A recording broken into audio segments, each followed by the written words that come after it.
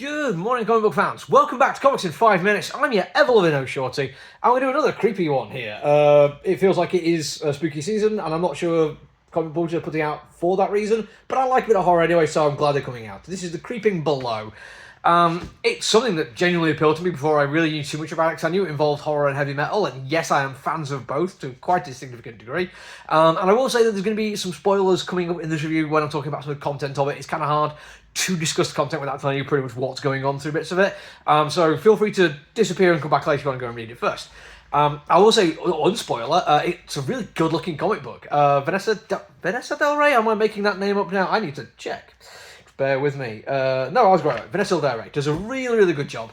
I think there's a few moments where, as somebody who's gone to some black metal gigs, I think the really fantastic, scratchy, dark art style that they use really well throughout with really fantastic colouring is not quite getting across the vibrancy of a gig. And I don't know, maybe she's gone to a lot of them, but different ones than I've been to, but I always still feel like there's more going on than I was really seeing in here. But that is like a minor little thing. Later on in the book, when we actually see some supernatural occurrences and huge monster kind of stuff, and fantastic scenes of walking through what I think is Danish forests or Norwegian forests, probably are Norwegian actually, it looks fantastic, it looks beautiful. Really, really effective kind of stuff. But in terms of content, as a fan of black metal, people who are going to... Well, I'm going to tell you what's going to happen in it. You might be thinking, well, Shorty, why the hell are you a fan of this kind of thing? It is demonising an entire group of people that you are part of the culture of. And I do get that, but there's two reasons why I'm not going to be particularly annoyed about it. Number one, I'm part of quite a few different organisational kind of cultures and groups where I'd say most of the people involved are nice people. That's why I'm part of them. I'm more of a rugby league fan than a union, for instance. I'm into heavy metal and tabletop role-playing and comic books. And most people I know involved in these cultures are really, really nice people. But any group big enough is going to have some arseholes in it. It's just got a universal law.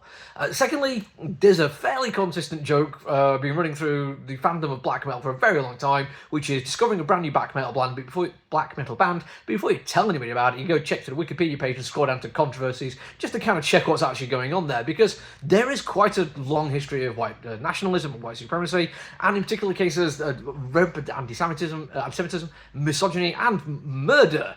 A couple of bands I'm a fan of, like musically at least, because I genuinely think they did put out fantastic music, or did put out fantastic music, were Mayhem and Burzum. Absolutely fantastic black metal bands. But I've never paid a single bit of money for any Burzum music because Vibe Kernes is an absolute piece of shit who murdered somebody and is also a racist, anti-Semite, misogynist. He's a terrible, terrible human being who, for one random reason or another, during the course of my dissertation at university, I was actually in email contact with. He is a terrible human being. But like I say, in black metal particularly, that chance of encountering a bad person feels like it is just that little bit higher, because yes, for every person who gets dressed up in the stage costume of the black metal performer with the corpse paint and the spikes, and we'll talk about Satanism and church burning, there's also going to be people who are attracted to the music because of what they're talking about and how they're presenting themselves, because they absolutely agree with it and go along with that kind of thing. You cannot claim that that's not going to happen to be exceptionally naive. So, that all being said, there's a moment of naivety in our main character here when she, who is a travelling photojournalist, I think in Norway, goes along with a bunch of black metal people to the woods. I want to say black metal people, I mean 4 guys. And it'd be very easy to write this off as like, well, she made a stupid mistake, surely she should know what's going on. But she is kind of a tourist in this lifestyle. She gets called a tourist in a very derogatory way by one of the dickhead black metal guys, but I think it actually does kind of work. She is not a really big fan of black metal. She had an ex-boyfriend who was, and she really dug the aesthetic. She was a photojournalist, really didn't like her job just doing advertising for food stuff, so she was trying to find something different, something new, something that would excite her. And I kind of get why she might not be as aware of the culture. I mean, there's still the idea of like going off into the woods with 4 guys, but there's a really nice interplay of writing where we get one guy in the band turn up to be an absolute dick, but then the band mates go, oh no, don't worry him. Yeah, he couldn't get out of the way. He's not great with women. He thinks like being abrupt is the same as being cool. And we know the members of the band, and we can tell you about the industry, and we can like get you to meet the right kind of people. And because they are doing a really good job of being manipulative, it makes more sense why she would go along with it. Like I say, not victim blaming. They are terrible people. It's not her fault she got murdered in the woods. It's the people who murdered her. It's their fault. But this leads to the big super happening at the end. And it does take a while to get there. There's an awful lot of setup, but I like it. I like the world they're in. There's some quite nice shots of the band where you get to see lyrics come out and you get a sense of what's actually going on.